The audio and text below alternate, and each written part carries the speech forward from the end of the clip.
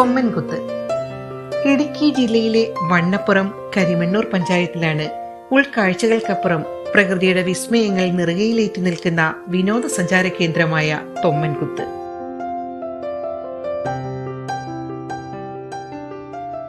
Idukki വോയിസിൻ്റെ entertainment ഡെസ്കിലേക്ക് സ്വാഗതം. ഞങ്ങളിപ്പോൾ നിൽക്കുന്നത് ഇടുക്കി ജില്ലയിലെ ടൂറിസം ഭൂപടത്തിൽ നമ്മളെ അതിശയിപ്പിക്കുന്ന കാഴ്ചകളുള്ള തൊമ്മൻകുത്ത് വാട്ടർഫാൾസിലാണ്. ഇടുക്കിയിലെ ജനങ്ങൾ പോലും ഈ ടൂറിസം മേഖലയിൽ സന്ദർശിച്ചിട്ടുണ്ടോ എന്നുള്ള കാര്യം സംശയമാണ്. ധാരാളം ടൂറിസ്റ്റുകളാണ് ഇങ്ങോട്ട് എത്തിക്കൊണ്ടിരിക്കുന്നത്. ദൃശ്യമനോഹരമായ കാഴ്ചയാണ് നമുക്കിവിടെ കാണാൻ കഴിയുന്നത്. ഫോറസ്റ്റ് ഡിപ്പാർട്ട്മെൻറ്റിലെ ഉദ്യോഗസ്ഥരുടെ ഹൃദ്യമായ പെരുമാറ്റം, ഒപ്പം ഇവിടെ ഈ നാട്ടിലെ ഈ കാടറിയാവുന്ന ആളുകളെ റിക്രൂട്ട് ചെയ്ത് ഒരു സൊസൈറ്റി ഫോം ചെയ്ത് അവരെ കൂടി ഉൾപ്പെടുത്തിക്കൊണ്ടാണ് ഇവിടെ ടൂറിസം പ്രവർത്തനങ്ങൾ നടത്തിക്കൊണ്ടിരിക്കുന്നത്. പ്രകൃതിയെ സ്നേഹിക്കുന്ന, പ്രകൃതിയെ അറിയേണ്ട ആളുകൾക്ക് തീർച്ചയായിട്ടും ഈ ഒരു കാഴ്ചകൾ വലിയൊരു വിരുന്നാണ് ഒരുക്കിക്കൊണ്ടിരിക്കുന്നത്.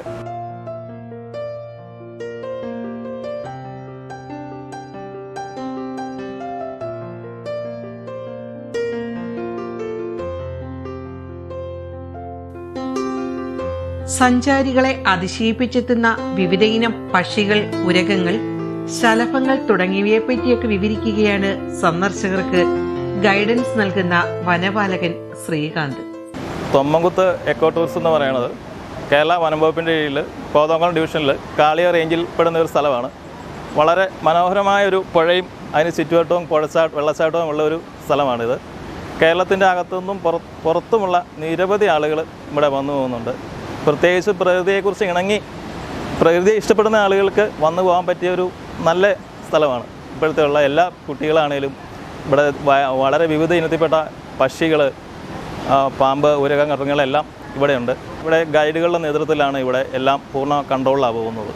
പിന്നെ വെള്ളം കുറഞ്ഞ സമയത്ത്, അതായത് സുരക്ഷിതമാണെന്ന് തോന്നുന്ന ആ സമയത്തൊക്കെ വെള്ളത്തിലിറങ്ങി ഉപയോഗിക്കാം.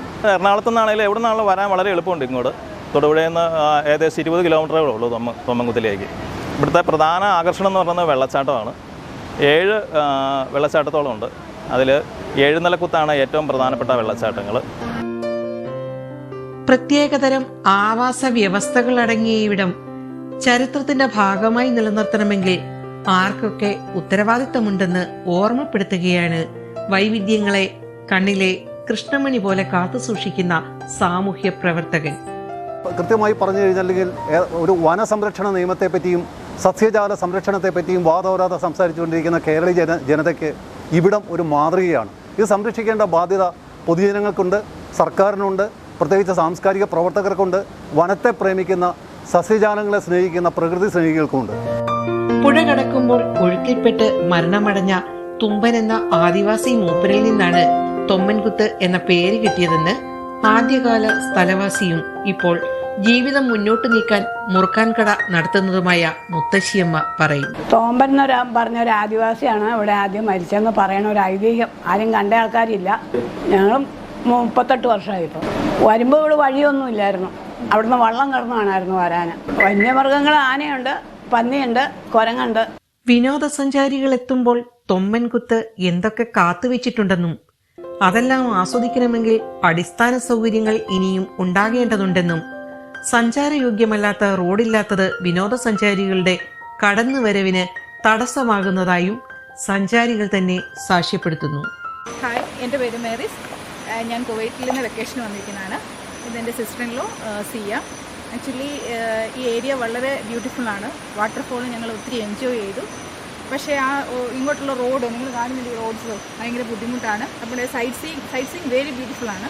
അതുകൊണ്ട് ഞാൻ നോക്കിയിട്ട് നമ്മുടെ ഗവൺമെൻറ് കൂടുതലായിട്ടും ഈ റോഡിന് വേണ്ടി കുറച്ചും കൂടെയൊക്കെ എഫോർട്ട് എടുത്ത് ഇച്ചിരി കൂടെ നന്നാക്കി എടുക്കുന്നതാണ് ഞങ്ങളുടെ ആഗ്രഹം. എല്ലാം എൻജോയ് ചെയ്തു. പ്രകൃതിപരമായിട്ട് എല്ലാം നല്ല രീതിയിലുള്ള കാര്യങ്ങളാണ് ഇവിടെ കാണാനുള്ളതും എല്ലാം.